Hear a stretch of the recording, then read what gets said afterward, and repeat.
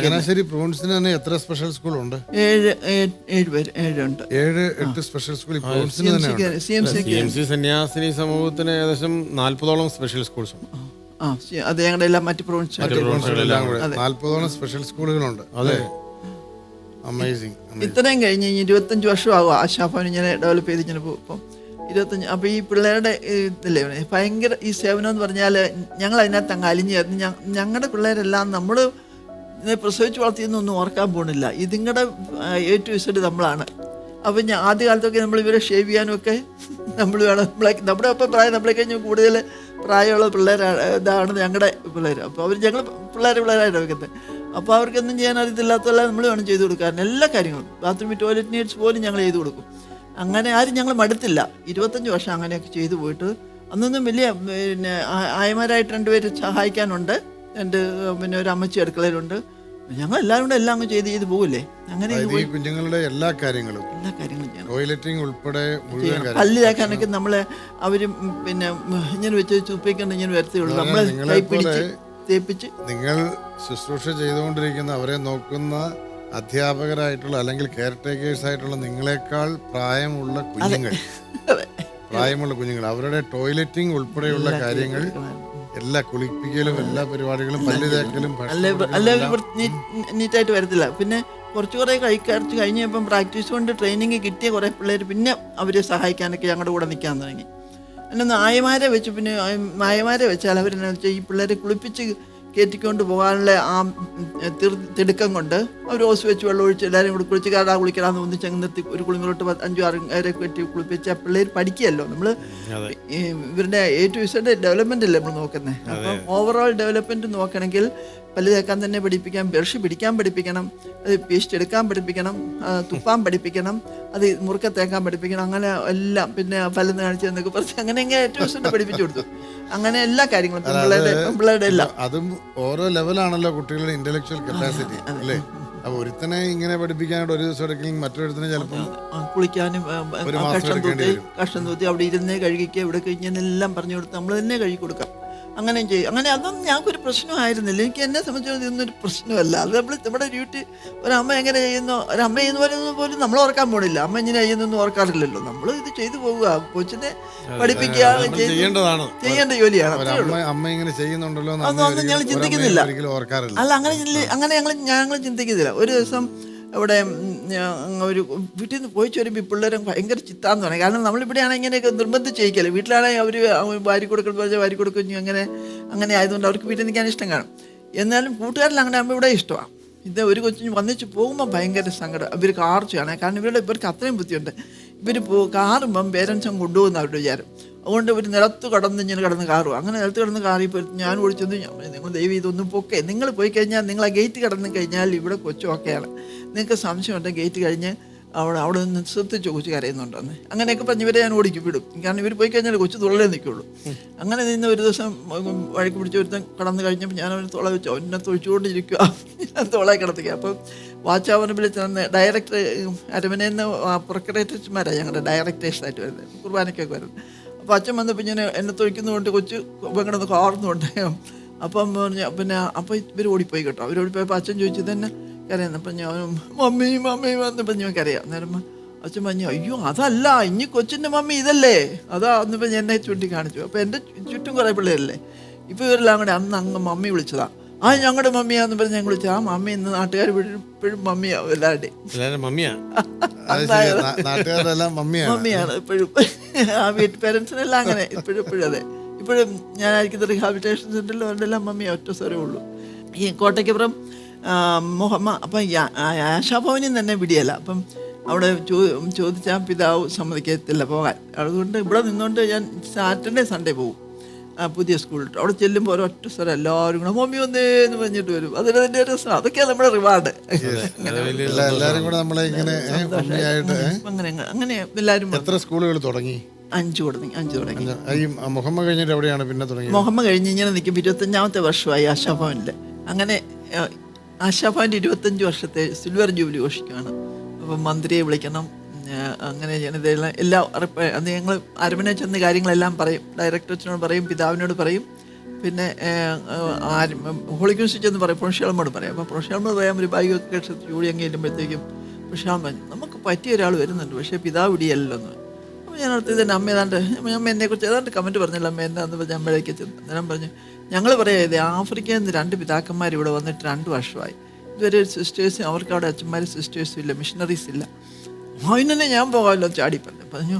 പിന്നെ ഞങ്ങൾ 2 പ്രാവശ്യം പിതാവിൻ്റെ ഒരിക്കലെ ചെന്ന് ചോദിച്ചു. പിതാവ് പറഞ്ഞ് എലൈറ്റിനെ ചോദിക്കാൻ ഇങ്ങോട്ട് വരണ്ടെന്ന് പറഞ്ഞു. അത് കാരണം ഞാൻ ഇനി പിതാവ് എപ്പം ചോദിക്കാൻ വരുന്നു എപ്പം വിടുന്നു വന്നാലും വരാനിക്കാന്ന് പറഞ്ഞു. പിന്നെ പിതാവ് അങ്ങനെയൊന്നും പറയല്ല, ഞാൻ ചെന്ന് ചോദിക്കാമെന്ന് പറഞ്ഞു. അതും ആ കക്ഷത്തിൽ വെച്ച് ഓടിച്ചെന്ന് പിതാവിൻ്റെക്ക്. പിതാവ് ചോദിച്ചു. പിതാവ് പറഞ്ഞു ഇരിക്കുക. പിതാവ് ഞാൻ ഇരിക്കുന്നൊന്നുമില്ല. പിന്നെ ഞാൻ പറഞ്ഞു പിതാവ് ഞാൻ ആഫ്രിക്കയ്ക്ക് പോവാന്ന് പറയാൻ വന്നാന്ന് പറഞ്ഞു. പോവാന്നൊക്കെ ഒരു മര്യാദയൊക്കെ ചോദിക്കാതെന്ന് ചോദിച്ചു. എന്ന് പറഞ്ഞു പിതാവിനോട് പിതാവിന് ആഫ്രിക്കയ്ക്ക് പോകാമെന്ന്, അവിടെ മിഷണറിമാരൊന്നും ഇല്ല, 2 പിതാക്കന്മാർ വന്നു പ്രൊഷാന്ന് പറഞ്ഞു പോവാന്ന്. പിതാവ് പറഞ്ഞു പൗത്യ പിതാവ് സിസ്റ്ററിന് ഈ ലോകത്തിൽ എവിടെ ചെന്നാലും ഇതിൽ കൂടുതൽ വലിയൊരു സേവന രംഗം കിട്ടാനില്ല, ഇവിടെ തന്നെയൊക്കെ അങ്ങ് നിന്നാൽ മതി. അങ്ങനെയാണ് അതങ്ങനെ പറഞ്ഞാൽ ശരിയെന്ന്. അപ്പം പിതാവ് ഞാനേ അത് ഇത്രയും വർഷം 25 വർഷം അഡ്മിനിസ്ട്രേറ്റ് ആയിട്ട് ഇങ്ങനെ ഒരു കസേരയിലിരിക്കുമ്പോൾ പ്രിൻസിപ്പാളായിട്ടിരുന്നാൽ എല്ലാവരും ആ നാണക്കിടക്കാണെങ്കിൽ കേട്ടു. പിന്നെ അങ്ങനെ 2-3 മൂട്ടായുക്തി പറഞ്ഞിട്ടൊന്നും പിതാവൊന്നും സമ്മതിച്ചില്ല. പിന്നെ അപ്പം പിതാവേ ഒരു 5 വർഷം ഒരു ചേഞ്ച് വേണ്ടേ, ഒരു 5 വർഷം.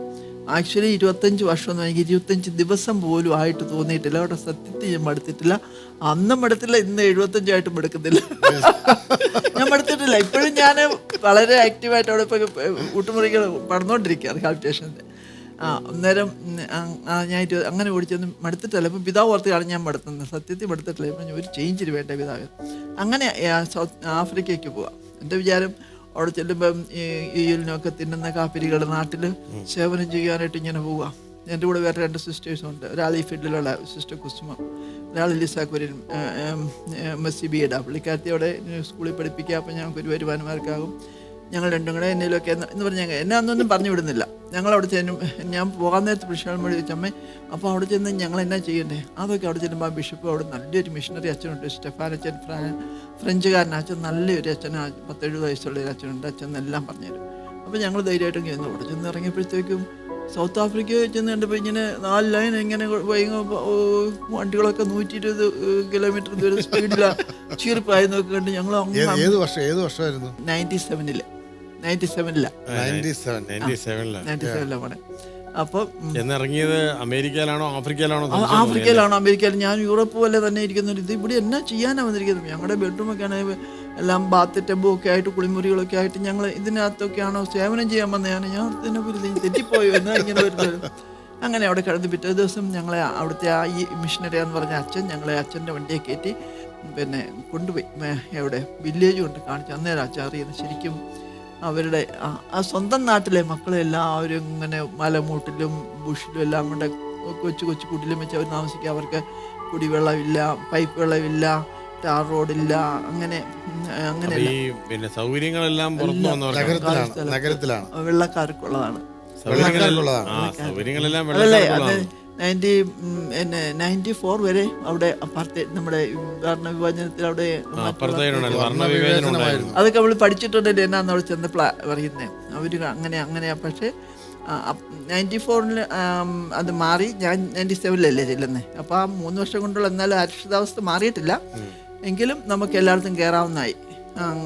മറ്റേവർക്ക് പള്ളിക്ക് ഈ ഇന്ത്യയിൽ നിന്ന് പിന്നെ ആളുകളെ കൊണ്ടുപോയിട്ടല്ലേ അന്ന് നമ്മുടെ ഇന്ത്യയിലും അവരുടെ ബ്രിട്ടീഷുകാർ പഠിച്ചു വരുന്നത്. അവരിവിടുന്ന് അടിമകളായിട്ട് ആളുകളെ കൊണ്ടുപോയി അവിടെ കൊണ്ട് കടയൊക്കെ വെച്ച് ബ്ലാക്സിന് വേണ്ടിയിട്ട് അവിടെ പിന്നെ സ്കൂൾ നടത്താനും പിന്നെ ബിസിനസ് നടത്താനും ഒക്കെ ആയിട്ടുണ്ട്. പക്ഷെ അവരിന്ന് നമ്മുടെ ഇന്ത്യക്കാരാണ് അവിടുത്തെ വലിയ ഭയങ്കര റിച്ച് പീപ്പിളായിട്ടിരിക്കുന്നത്. അങ്ങനെ അവിടെ ചെന്നു. അങ്ങനെ അവരുടെ സേവനം എന്നാന്നുള്ളത് ഞങ്ങൾക്ക് മനസ്സിലായി. അങ്ങനെ 6 മാസം അവിടുത്തെ വെണ്ട ഭാഷയാണ് ഞങ്ങളുടെ അവിടെ. കുറേ വെണ്ട ഭാഷയൊക്കെ പഠിച്ചു. അങ്ങനെ എന്നും പോകണം. അച്ഛൻ ഭയങ്കര നിർബന്ധമാണ് ഞങ്ങൾ എന്നും പോകണം. 1 മാസം കഴിഞ്ഞപ്പോഴത്തേക്ക് ഒരു കാറും കൊണ്ട് തന്നിട്ട് ബിഷപ്പിൻ്റെ സെക്രട്ടറി കൊണ്ട് തന്നിട്ട് താക്കോൽ തന്നു. നിങ്ങൾക്ക് പിന്നെ ഇവിടെ പോകാനുള്ള വില്ലേജിൽ പോകാനുള്ള വണ്ടിയാണെന്ന് പറഞ്ഞു. അങ്ങനെ ഞങ്ങൾ പിന്നെ വണ്ടി ഓടിച്ച് അങ്ങ് പോവാം. പിന്നെ സ്വന്തമായിട്ട് അങ്ങനെ ചെയ്യാം. അവിടെ ചെന്ന് അവിടെ എയ്ഡ്സിന് വേണ്ടിയിട്ട് ഒക്കെ ഭയങ്കര ഒത്തിരി എയ്ഡ്സിൻ്റെ. കാരണം എയ്ഡ്സിന് അവിടെ കൂടുതലും എയ്ഡ്സ് കാരണം രോഗികളുണ്ട്. അവിടെ 7ാം ക്ലാസ്സൊക്കെ ആകുമ്പോഴേ പിള്ളേർ ഗേൾസൊക്കെ പ്രസവത്തിൽ തുടങ്ങിക്കഴിയും. അപ്പോൾ അവർക്ക് അവിടെ മാരേജിനൊന്നും അതൊരു പ്രസക്തി ഇല്ല. ഉള്ളവർക്കുണ്ട്, അവരെല്ലാം കല്യാണം കഴിച്ച് നല്ലതായിട്ട്. അല്ലാത്തവർക്കെല്ലാം ഇങ്ങനെ പിള്ളേരൊക്കെ ഉണ്ട്, അവരെയൊക്കെ സ്കൂളിൽ നിന്ന് കുഞ്ഞുങ്ങളൊക്കെ ഉണ്ടായി അങ്ങനെ പോവുക. 7ാം ക്ലാസ്സിൽ പഠിക്കുന്ന കൊച്ചുങ്ങൾ പ്രസവിച്ചിട്ടാണ് വരുന്നത്. അതെ, അന്നേരം 7 തൊട്ട് 10 വരെ അവർ പഠിക്കുമ്പം 2-3 പിള്ളേരായിട്ട് ആളുകളുണ്ട്. 10ാം ക്ലാസ്സിൽ 3 പിള്ളേരായി. അതെ, അന്നേരം പിന്നെ അവർക്ക് ഏജും അത്രയും നോക്കുന്നില്ല. അവരങ്ങ് ഒരു വർഷം ഡ്രോ ഔട്ട് ചെയ്തേച്ച് പിന്നെ വന്ന് പള്ളിക്കുട്ടി വരും. അങ്ങനെയൊക്കെ അങ്ങനെയൊക്കെ പോകുന്നു. ഇവരുടെ ഒരിക്കൽ സേവനം ചെയ്യാൻ വന്നപ്പോൾ ഞങ്ങൾക്ക് സ്പിരിറ്റായി. അങ്ങനെ അവിടെ നോക്കിയപ്പോഴത്തേക്ക് ഒത്തിരി കുട്ടികളില്ലേ ഇങ്ങനെ ഈ മാൽ ന്യൂട്രീഷനിന് ഒത്തിരി ഈ മെൻ്റലി ചലഞ്ചിലായിട്ട് വരാനുള്ളതിന് ഒത്തിരി റീസൺസ് നമുക്കറിയാമല്ലോ. അപ്പം മാൽ ന്യൂട്രീഷനുണ്ട്, ഏർലി ബർത്ത് ഉണ്ട്, ഇതെല്ലാം അങ്ങനെ നോക്കി വരുമ്പോഴത്തേക്കും ഒത്തിരി വീട്ടുകളിലുണ്ട് ഇങ്ങനത്തെ കുട്ടികൾ. അപ്പം അവർക്ക് വേണ്ടി ആ ഡയസിസിൽ പോലും ഒരൊറ്റ സ്കൂളില്ല. അപ്പം ബിഷപ്പിനോട് ചോദിച്ചു, ബിഷപ്പ് ഞങ്ങൾ എന്നാ ചെയ്യാനാണ് ബിഷപ്പ് ഞങ്ങളെ ഇവിടെ കൊണ്ടുവന്നത്? ഷെയ്ം ഓൺ യു ലൈറ്റ്, അങ്ങനെയാണ്. അത് ഇന്ത്യ അല്ല, ഇത് സൗത്ത് ആഫ്രിക്കയാണ്. ഇവിടെ ഞങ്ങൾ ബിഷപ്പോ പ്രീസ്റ്റോ ഒന്നും നിങ്ങളോട് ഇന്നത് ചെയ്യാനൊന്നും പറയല്ല. നിങ്ങൾ തന്നെ അവിടെ ചെന്ന് കണ്ടുപിടിച്ച് എൻ്റെ ആവശ്യം കണ്ടുപിടിച്ച് നിങ്ങൾ തന്നെയാണ് തുടങ്ങുന്നത് പറഞ്ഞു. അപ്പോൾ ഞാൻ പറഞ്ഞു, അങ്ങനെയാണ് പിതാവ്, ഞാൻ പറയാം ഇവിടെ ഒരൊറ്റ സ്കൂൾ പോലും സ്പെഷ്യൽ, ഞാൻ സ്പെഷ്യൽ എഡ്യൂക്കേറ്ററാണ്. അപ്പം അങ്ങനത്തെ സ്കൂൾ തുടങ്ങിക്കുമെന്ന് പറഞ്ഞു. അങ്ങനെ അവിടെ ഒരു സ്കൂൾ തുടങ്ങി കഴിഞ്ഞപ്പോൾ അയൽവക്കത്തെ പാരിഷിൽ നിന്ന് ആളുകൾ വന്നു, സിസ്റ്റർ ഞങ്ങൾക്ക് കൂടി ഒരെണ്ണം തുടങ്ങി. അങ്ങനെ ഒരെണ്ണം കൂടെ. അപ്പോൾ അവിടെ മറ്റേ മുനിസിപ്പാലിറ്റിക്കാർ വന്ന് പറഞ്ഞു, സിസ്റ്റർ ഇതെങ്ങനെയാണ് തുടങ്ങുന്നത്, ഇതെന്നതാണ് ഇതിൻ്റെ. അപ്പോൾ A-Z അവരെയും കൂടെ കൂടി അങ്ങനെ 3 എണ്ണം അവിടെ അവർക്ക് വേണ്ടിയിട്ട് അവർക്കൊന്നും തുടങ്ങി. സൗത്ത് ആഫ്രിക്കയിൽ 3 എണ്ണം തുടങ്ങി. അതെ. അപ്പം പിന്നെ ഞാൻ നമുക്കൊരു പിന്നെ ഇൻകം സോഴ്സ് ഇല്ലല്ലോ. എന്നും പിതാവ് തരുന്ന 6,000 രൂപയും കൊണ്ട് കഞ്ഞി കുടിക്കണം 3 പേർക്ക്. അപ്പം ഞാൻ വിചാരിച്ചു നമുക്കൊരു ഇംഗ്ലീഷ് മീഡിയം തുടങ്ങാം. അപ്പോൾ ഞാൻ അച്ഛനോട് പറഞ്ഞു, അച്ഛൻ നമുക്കൊരു ഇംഗ്ലീഷ് മീഡിയം. അപ്പോൾ അച്ഛൻ പറഞ്ഞു, you India people, you business people, you what are you going to do, ഇവിടെ ആ ബിസിനസ്സും കൊണ്ട് വന്നിരിക്കുക എന്ന് പറഞ്ഞ് എന്നെ വഴി. ഞാൻ പറഞ്ഞു, ബിസിനസ് അതൊരു കാര്യം, ബിസിനസ് ഉണ്ടാക്കാൻ വേണ്ടിയല്ല, നമ്മൾ ഈ പിള്ളേർക്കൊരു ലക്ഷ്യബോധം ഇല്ല. പിള്ളേർ കണ്ടോ, ഈ പിള്ളേർ ഞാൻ 10ാം ക്ലാസ് പഠിക്കും സാധനത്തിന് ഇപ്പം എത്ര അമ്മമാരായിത്തീരുക. പിന്നെ അവർക്ക് അതൊക്കെ അങ്ങനെ ഒരു നല്ല ലക്ഷ്യബോധത്തിലേക്ക് കൊണ്ടുവരാനായിട്ട് ഒരു പഠിപ്പിക്കാനും പിന്നെ അവർക്ക് പിന്നെ മറ്റുള്ളവർ ഒന്നും വെച്ചാൽ സമ്മതിക്കില്ല, നമ്മൾ പൈസ ഉണ്ടാക്കാനാണ്. അപ്പോൾ ഞാൻ വിചാരിച്ചാൽ ഞാനിവിടെ തുടങ്ങിയില്ലെങ്കിൽ ഇപ്പം ഇന്ത്യക്കാരോ വെള്ളക്കാരോ ഈ ടൗണിലാണ് തുടങ്ങും. അപ്പോൾ അവർ 400 രൂപ മേടിക്കുന്നിടത്ത് ഞാൻ 200 മേടിക്കുള്ളൂ. എനിക്ക് 10 പേരെ ഞാൻ എടുത്ത ഒരാൾ ഫ്രീയാണ്. അങ്ങനെ തീർച്ചയായിട്ടും. അപ്പോൾ അത് ഞങ്ങൾ കേട്ടപ്പോൾ അച്ഛൻ അത്ഭുതം, ശരിയാണെന്ന് പറഞ്ഞു. ഞാൻ പറഞ്ഞ അത് ഞാൻ ചെയ്തിരിക്കുന്നു. അങ്ങനെ അന്നേരം സമ്മതിച്ചു. അങ്ങനെ ബിഷപ്പ് സമ്മതിച്ചു. ഞങ്ങളൊരു ഇംഗ്ലീഷ് മീഡിയം സ്കൂൾ തുടങ്ങി. 1, 2, 3, 4 സ്കൂൾ 4ാം ക്ലാസ് വരെ ആയി. അപ്പോൾ ഞങ്ങൾക്ക് ആവശ്യത്തിനുള്ള ചിലവിനും ചെയ്യാനുള്ള വർക്കങ്ങളായിട്ട് അങ്ങനെ അങ്ങ് വന്നു. അതൊരുത്തേക്ക് 10 വർഷമായി. പൗത്യപിതാവിനോട് 5 വർഷം എന്ന് പറഞ്ഞിട്ട് പോയതാണ്. അപ്പം ഓരോ പ്രാവശ്യം വരുമ്പോൾ പിതാവ് വെച്ച് 5 വർഷം ആയില്ലേ എത്തിക്കും. പിതാവ് തുടങ്ങിയതല്ലേ, എല്ലാവരും തുടങ്ങുക. അങ്ങനെ 10 വർഷം കഴിഞ്ഞു തിരിച്ചു വന്നപ്പോൾ അവരുടെ പിതാവ് പറഞ്ഞു, എന്നാ ആശാഭവനിൽ പോകണമെന്ന്. അപ്പം വീണ്ടും ആശാഭവനി വന്നു. 90 അന്നേരം സിസ്റ്റർ പ്രശാന്തിയാണ് അവിടെ ചാർജ് ആയിട്ടിരിക്കുന്നത്. പ്രശാന്തി 2007 വന്നു, ഡിസംബറിൽ വന്നു. 2008 പിന്നെ പ്രശാന്തി അന്നേരം പ്രിൻസിപ്പാളായിട്ടിരിക്കുക. അപ്പം പ്രശാന്തി പിന്നെ MEdന് പോയി. അന്നേരം ഞാൻ പിന്നെ അവിടെ വന്ന് കണ്ടിന്യൂ ചെയ്തു. അങ്ങനെ 2012 വരെ അവിടെ കണ്ടിന്യൂ ചെയ്തു.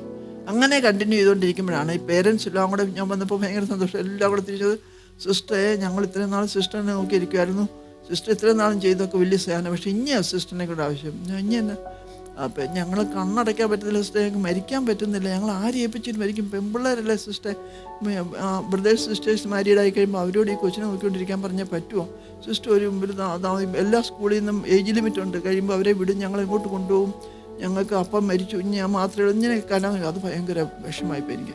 അപ്പോൾ ഇവർക്ക് എന്നേലും തുടങ്ങണം. എന്നാൽ ഞാൻ വിചാരിച്ചു എനിക്ക് വലുതായിട്ട് ഇനി തുടങ്ങാനും ഇനിയും പുരുഷാമ സമ്മതിക്കാൻ തരുന്നത്. അപ്പം ഞാൻ പിന്നെ നേരം വേണ്ടി ഒരു കൊച്ചു മേടേക്ക് അപ്പം പുതിയ പുരുഷാളാം ഒരു കൊച്ചു വീട് നമുക്കൊരു ഒക്കണം കൂട്ടോ ഇത്രയും ഉണ്ടാക്കി വെച്ചിരിക്കുന്ന എല്ലായിടത്തും വെക്കാൻ എനിക്ക് സിസ്റ്റേഴ്സ് ഉണ്ടോ? എനിക്ക് എന്നാ ചെയ്യും പറഞ്ഞുകൊണ്ടിരിക്കുന്ന എല്ലായിടത്തും കൂടെ എനിക്ക് സിസ്റ്റേഴ്സിനെയും വേണ്ട, ഇതിനെല്ലാം കൂടെ ഇറക്കാൻ സാമ്പത്തികം ഉണ്ടോ? അതെല്ലാം കൂടെ ഇത്രയും സോഷ്യലൊക്കെ പൈസയും വേണ്ട, സിസ്റ്റേഴ്സിനെയും വേണ്ട, ഞാൻ തന്നെ കുറയ്ക്കാം. അത് ചുമ്മാ അങ്ങ് പറയുക. എന്നിട്ട് അപ്പം പറഞ്ഞു അന്ന് ഒരു കുഞ്ഞു വീടല്ലേ വേണ്ടി അവിടെ അരുവിക്കുഴിയിൽ ഒരു സ്ഥലം കിടപ്പുണ്ട്, 5-6 റബ്ബർ വെട്ടി വെച്ച് റബ്ബർ തോട്ടത്തിലിട്ട് തുടങ്ങിക്കണം. അങ്ങനെയാണ് അവിടെ ചെന്ന്.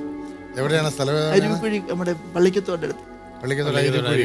അവസാനം തുടങ്ങിയിരിക്കുന്നത് അവിടെയാണ്. അവിടെ 10-16 പിള്ളേരുണ്ട്. ആയിട്ട് പിള്ളേരല്ല, about 35 ആണ്. അതെ, അവരും കുഞ്ഞു പിള്ളേരെ പോലെയൊക്കെ എല്ലാം വീട്ടിൽ അവിടെ അമ്മയെ സഹായിക്കാൻ എത്ര പേരുണ്ട്? ആദ്യത്തെ 3 വർഷം ഞാൻ തന്നെ അടുക്കളയിൽ നോക്കി, ഈ പിള്ളേരെ കുളിപ്പിക്കാൻ നോക്കി, കൺസ്ട്രക്ഷൻ നോക്കി. 3 വർഷം. അത് കഴിഞ്ഞ് 2015 എനിക്കൊരു സഹായി ആദ്യമായിട്ട് കിട്ടുന്നത്. അത് കഴിഞ്ഞ് ആ ഒരു സഹായിയെ കിട്ടി. പിന്നെ ഒരാൾ അടുക്കള സഹായിക്കാനുണ്ട്. ഇപ്പോഴും അങ്ങനെ ടീച്ചേഴ്സൊന്നും പറയില്ല. അത് കഴിഞ്ഞ് ഞാൻ 3 വർഷമായപ്പോൾ ജൂബിലിക്ക് ഇങ്ങനൊരു, അപ്പോൾ പിന്നെ നമ്മുടെ ധനഹാലയയിലൊരു അഡ്മിനിസ്ട്രേറ്ററായിട്ടൊരു ആവശ്യമുണ്ടെന്ന് പറഞ്ഞു. സുമാമ എന്നെ വിളിച്ച് പ്രൊഫഷണൽ വിളിച്ചു. കുഞ്ഞ് അവിടെ എല്ലായിടത്തു നിന്നും വരുന്ന, കേരളത്തിൽ നിന്നും എല്ലായിടത്തു നിന്നും ഉണ്ട്. കുഞ്ഞ് ഒരു വർഷത്തെ ഒരു അഡ്മിനിസ്ട്രേറ്ററായിട്ട് 1 വർഷത്തിൽ അതിനമ്മ ഞാൻ പോകുന്നു. അപ്പോൾ ഈ പിള്ളേരാരി അന്നേരം പറന്നുപോയി. അവിടെ ചെന്ന് കഴിഞ്ഞ് പിന്നെ അവിടെ നിന്ന് തിരിച്ചു വരാനൊത്തില്ല. കറക്കണക്കെ ജൂബിലിയായി 3 വർഷം ഞാനവിടെ. അപ്പോൾ സിസ്റ്റർ റെമിയാണ് വന്ന് പിന്നെ ഈ ഏഞ്ചൽ ഹോം നോക്കിയത്. അങ്ങനെ രമ്യ നോക്കിയത്. അത് കഴിഞ്ഞ് തിരിച്ചപ്പോൾ എനിക്ക് 2 വർഷം ഞാൻ ഗെറ്റ് ലോസ്റ്റ് ആയിപ്പോയി. ശരിക്കും വെള്ളത്തിൽ നിന്ന് വീണ് കരക്കിട്ട മത്സ്യത്തെ പോലെ. എനിക്ക് പിള്ളേരുടെ കൂടെ അല്ലാതെ ജീവിക്കത്തില്ലെന്ന് വിട്ടായിപ്പോൾ എന്ന് പറഞ്ഞാൽ എനിക്ക് ഭയങ്കര സങ്കടം. അയ്യോ, ഈ പിള്ളേർക്ക് അവിടെ ആരാ നോക്കുന്നത് എന്ന് കഴിഞ്ഞാൽ അത് ഞാൻ ഉണ്ടാക്കിക്കൊണ്ട് വന്ന സ്വപ്നം അങ്ങോട്ട് പൂർത്തിയായില്ല. അപ്പം അരുവിക്കുഴിയെ കുറിച്ചേ അത് അങ്ങനെ വേണം, ഇങ്ങനെ വേണം, അവർക്കൊരു പിന്നെ ഷോപ്പിംഗ് സെൻറ്റർ വേണം, അത് വേണം, ഇതെല്ലാം ഓർത്തുകൊണ്ട് ഇതെല്ലാം പൂർത്തിയായില്ലല്ലോ, അങ്ങ് പോയില്ലേ. അപ്പോൾ തിരിച്ചാകുമ്പോൾ എനിക്ക് അങ്ങോട്ട് പോകണം എന്നൊക്കെ പറഞ്ഞു. ഏതായാലും 3 വർഷം കഴിഞ്ഞ് ഞാൻ തിരിച്ചു വന്നിരിക്കുകയാണ്. പിന്നെ ബാക്കി പൂർത്തിയാകാത്ത ജോലി പൂർത്തിയാക്കിക്കൊണ്ടിരിക്കുന്നു.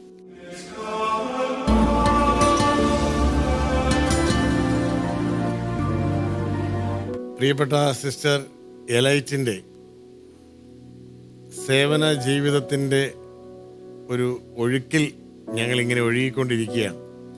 അപ്പോഴാണ് സിസ്റ്റർ പ്രശാന്തിയുടെ പേര് പരാമർശിച്ചത്.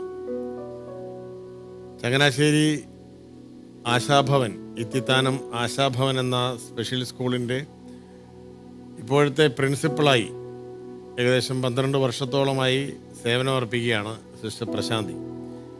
ഈ സ്ഥാപനം 50ാമത്തെ വർഷത്തിലേക്ക് എത്തുകയാണ്. ആതുര ശുശ്രൂഷ മേഖലയിലും സേവന വിതരണ മേഖലയിലും കത്തോലിക്ക സഭയുടെ ഒരു ശീർഷകമായി മാറുകയാണ് ആശാഭവൻ ഇത്തിത്താനം. അപ്പോൾ ഇന്നോളമുള്ള ഈ ഒരു സ്ഥാപനത്തിൻ്റെ വളർച്ചയെ പറ്റിയും അവിടെ സേവനമർപ്പിച്ച മറ്റ് സമർപ്പിതരെ പറ്റിയും ഈ സ്ഥാപനത്തിൻ്റെ ജൂബിലി ആഘോഷങ്ങളെ പറ്റിയുമൊക്കെ നമ്മുടെ ഗുഡ്നസ് ടിവിയുടെ പ്രേക്ഷകരുമായി ഒന്ന് പങ്കുവയ്ക്കാം. സിസ്റ്റർ പ്രശാന്തി. വീടിൻ്റെ അകത്തളങ്ങളിൽ അടച്ചു നിൽച്ചു കഴിഞ്ഞിരുന്ന ഭിന്നശേഷിക്കാരായ കുട്ടികളെ കണ്ടെത്തി അവർക്ക് വേണ്ടുന്ന പരിശീലനം നൽകുവാനായിട്ട് ചങ്ങനാശ്ശേരി അതിരൂപയുടെ നേതൃത്വത്തിൽ 1972 ആരംഭിച്ച ആശാഭവൻ ഈ 50 വർഷം പൂർത്തിയാകുമ്പോൾ CMC സിസ്റ്റേഴ്സായ ഞങ്ങൾക്ക് അവിടെ സേവനം ചെയ്യുവാൻ സാധിച്ചത് വലിയൊരു ദൈവാനുഗ്രഹമായി ഞാൻ കരുതുന്നു. ഞങ്ങളുടെ സിസ്റ്റർ എലൈറ്റ് ആരംഭം മുതൽ 20-30 വർഷത്തോളം പ്രിൻസിപ്പളായിരുന്നു. അതുപോലെ തന്നെ സിസ്റ്റർ അഞ്ജലി 7 വർഷം വർക്ക് ചെയ്തു. ഞാൻ സിസ്റ്റർ പ്രശാന്തി 11 വർഷം പ്രിൻസിപ്പളായിട്ടും 4 വർഷം പരിശീലന സമയത്തും അങ്ങനെ 15 വർഷം ആശാഭവനിൽ വർക്ക് ചെയ്തു. സിസ്റ്റർ ജൂലി 3 വർഷം പ്രിൻസിപ്പളായിട്ട് അവിടെ വർക്ക് ചെയ്തു. പിന്നെ ഞങ്ങൾ 13 സ്പെഷ്യൽ എഡ്യൂക്കേഷൻ പഠിച്ച സിസ്റ്റേഴ്സാണ് ഈ ഭിന്നശേഷിക്കാരെ കുട്ടികളുടെ സേവനത്തിനായിട്ട് അവർ സേവനം ചെയ്തിട്ടുള്ളത്. അതുപോലെ തന്നെ ഞങ്ങളുടെ സ്ഥാപനത്തിലെ ഡേ ടു ഡേ ഫങ്ഷൻസ് എല്ലാം സഹായിക്കാനായിട്ട് മദർമാരായിട്ട് 8 സിസ്റ്റേഴ്സ് വർക്ക് ചെയ്തിട്ടുണ്ട്. ഇങ്ങനെ അവിടെ CMC സിസ്റ്റേഴ്സാണ് ഡേ ടു ഡേ ഫങ്ഷൻസ് എല്ലാം നമ്മൾ മാനേജ് ചെയ്തുകൊണ്ടിരിക്കുന്നത്. ഭിന്നശേഷിക്കാരായ കുട്ടികളുടെ മാനസിക വെല്ലുവിളി നേരിടുന്ന കുട്ടികളാണ് അവിടെ കൂടുതലായിട്ടും ഉണ്ടായിരുന്നത്. തുടക്കത്തിൽ മാനസിക വെല്ലുവിളി നേരിടുന്ന മാത്രമായിരുന്നു ഉണ്ടായിരുന്നത്. പക്ഷേ ഇന്നത്തെ സാഹചര്യത്തിൽ മാനസിക വെല്ലുവിളി മാത്രം മൾട്ടിപ്പിൾ ഹാൻഡിക്യാപ്ഡ് ആയിട്ടുള്ള കുട്ടികളും അവിടെ സേവനം സ്വീകരിക്കുന്നുണ്ട്. മൾട്ടിപ്പിൾ എന്ന് പറയുമ്പോൾ ഓട്ടിസം വിത്ത് മെൻ്റലി ചലഞ്ചഡ്, സെർബറൽ പാൾസി വിത്ത് മെൻ്റലി ചലഞ്ചഡ്, പിന്നെ ഹൈഡ്രോസെഫാലിയ വിത്ത് മെൻ്റൽ ടാർഡേഷൻ, അങ്ങനെ ഭിന്നശേഷി മൾട്ടിപ്പിൾ ആയിട്ടുള്ള ഭിന്നശേഷിയുള്ള കുട്ടികളും അവിടെ സേവനം സ്വീകരിക്കുന്നുണ്ട്. ആ കുട്ടികളുടെ റെസിഡൻഷ്യൽ സ്ഥാപനമായിട്ടാണ് ഞങ്ങൾ തുടക്കം മുതൽ ഈ 50 വർഷക്കാലവും റെസിഡൻഷ്യൽ സ്ഥാപനമായിട്ടാണ് ഈ കുട്ടികൾക്ക് വേണ്ടി സേവനം ചെയ്തിട്ടുള്ളത്. ഡേ സ്കൂളായിട്ടല്ല. ഡേ സ്കൂൾ എന്ന് പറയുമ്പോൾ പകലുള്ള പരിശീലനം മാത്രമാണ്. താമസിച്ചുള്ള റെസിഡൻഷ്യൽ എന്ന് പറയുമ്പോൾ അതാണ് കൂടുതലായിട്ട് അവരുടെ ദൈനംദിന കൃത്യങ്ങൾക്ക് അവർക്ക് പരിശീലനം ലഭിക്കുക, എവിടെയായിരുന്നാലും സ്വന്തം കാലിൽ അവർ നിൽക്കുവാൻ പ്രാപ്തരാകുക, മറ്റുള്ളവർക്ക് ബേർഡൻ ആകാതെ സമൂഹത്തിലെ പിന്നാമ്പുറങ്ങളിലേക്ക് മാറാതെ സമൂഹത്തിൻ്റെ മുൻനിരയിലേക്ക് തന്നെ അവരെ കഴിപിടിച്ച് നടത്തുവാൻ സാധിക്കുന്ന വിധത്തിലുള്ള പരിശീലനം നൽകുവാനായിട്ട് നമുക്കവിടെ സാധിച്ചിട്ടുണ്ട്. അവിടെ പരിശീലനം നേടി കടന്നു പോയിട്ടുള്ള ഒത്തിരിയേറെ കുട്ടികളുണ്ട്. ഇപ്പോൾ ജീവിതത്തിൻ്റെ പല തലങ്ങളിൽ അവർ സേവനം ചെയ്യുന്നവരുണ്ട്, ജോലി ചെയ്യുന്നവരുണ്ട്.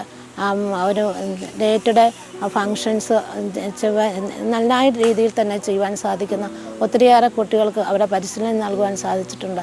അതുപോലെ തന്നെ ഒത്തിരി ടീച്ചേഴ്സിന് അവിടെ സേവനം ചെയ്യാൻ സാധിച്ചിട്ടുണ്ട്. കാരണം ഈ കേരളത്തിൽ തന്നെ രണ്ടാമത്തെ സ്ഥാപനമായിട്ട് തുടങ്ങിയ സ്ഥാപനമായതുകൊണ്ട് ഒത്തിരിയേറെ ടീച്ചേഴ്സ് പഠനത്തിൻ്റെ ഭാഗമായിട്ടുള്ള പരിശീലനത്തിന് എല്ലാവരും തന്നെ കടന്നു വന്നിട്ടുണ്ട്. അവിടെ പഠിപ്പിച്ച് കഴിഞ്ഞിട്ട് അതിൻ്റെ എക്സ്പീരിയൻസ് വെച്ചുകൊണ്ട് ജനറൽ സ്കൂളുകളിലേക്ക് ടീച്ചേഴ്സായി പോയിട്ടുള്ളവരുണ്ട്. കാരണം അന്ന് തുടങ്ങി ടീച്ചേഴ്സിന് ഉള്ള ഗവൺമെൻറ്റിൽ നിന്നും സമൂഹത്തിൽ നിന്നും കിട്ടുന്ന സപ്പോർട്ട് തീരെ കുറവായതുകൊണ്ട് അവർ മറ്റ് സ്ഥാപനങ്ങളിലേക്ക് പോയിട്ടുണ്ട്. പക്ഷേ അങ്ങനെ ഒത്തിരിയേറെ പേർക്ക് അവിടെ സേവനം ചെയ്യുവാനും ഒത്തിരിയേറെ അധ്യാപകർക്ക് അവിടെ സേവനം ചെയ്യുവാനും ഒത്തിരിയേറെ ഭിന്നശേഷിക്കാരായ കുട്ടികൾക്ക് അവിടെ സേവനം സ്വീകരിക്കുവാനും സാധിച്ചിട്ടുണ്ട്.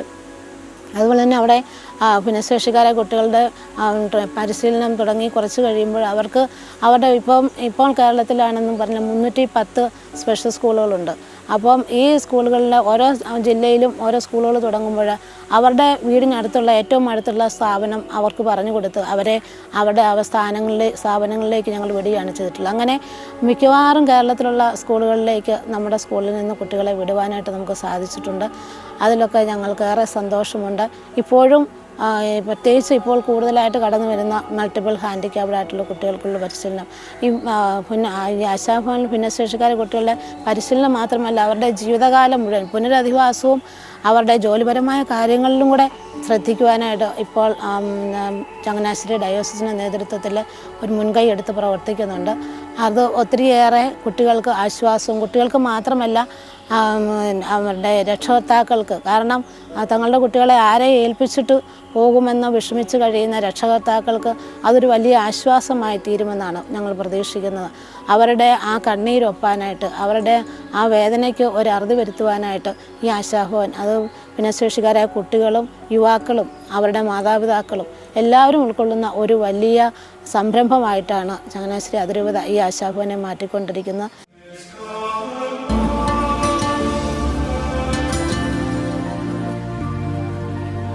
ഈ എപ്പിസോഡ് ഈ നിമിഷം വരെ കണ്ടുകൊണ്ടിരുന്ന നിങ്ങളൊരു കാര്യം ശ്രദ്ധിച്ചിട്ടുണ്ടാവും. 73-ാം വയസ്സിലേക്ക് കിടക്കുന്ന ഈ ഒരു ചെറുപ്പക്കാരിയുടെ സംസാരത്തിൻ്റെ വേഗത 50 വർഷങ്ങൾ തുടർച്ചയായി മാനസിക വൈകല്യമുള്ള കുഞ്ഞുങ്ങളെയും അതുപോലെ തന്നെ സമാനമായിട്ടുള്ള മേഖലകളിലും ഇന്ത്യയിലും പുറത്തും ആഫ്രിക്കയിലുമൊക്കെ പ്രവർത്തിച്ച് ആ വേഗത ഇപ്പോഴും നഷ്ടപ്പെടാതെ സൂക്ഷിക്കുന്ന ആ മനസ്സിൻ്റെ ഒരു ആവേശം, അത് കത്തോലിക്ക സമർപ്പിതരുടെ ആത്മസമർപ്പണത്തിൻ്റെ അലങ്കാരമാണ്. ആ ഒരു അലങ്കാരത്തിൻ്റെ മുഖഭാഷയാണ് ഇന്ന് നമ്മുടെ മുമ്പിൽ ഇങ്ങനെ പ്രസന്നവദനയായി ഇങ്ങനെ ഇരിക്കുന്നത്.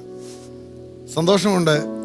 ഇതുപോലെ കത്തോലിക്ക സഭയുടെ സമർപ്പണ ജീവിതത്തിൻ്റെ വളരെ കാമ്പും ഹൃദയവുമായി ജീവിക്കുന്ന ഒട്ടനവധി ആളുകളുടെ പ്രതിനിധിയായി നൂറുകണക്കിന് അധ്യാപകരെ സൃഷ്ടിച്ച് ഒട്ടേറെ സ്കൂളുകൾ തുടങ്ങി ആയിരക്കണക്കിന് മാതാപിതാക്കളുടെ ആശ്രയമായി മാറിയ മമ്മി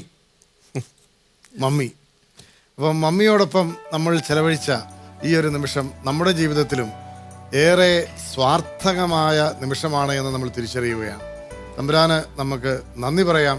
ഈ സഹോദരിയെ ഓർത്തും ഇവരുടെ പ്രിയമുള്ള മാതാപിതാക്കളെയും 13 സഹോദരങ്ങളെയും ഓർത്ത്.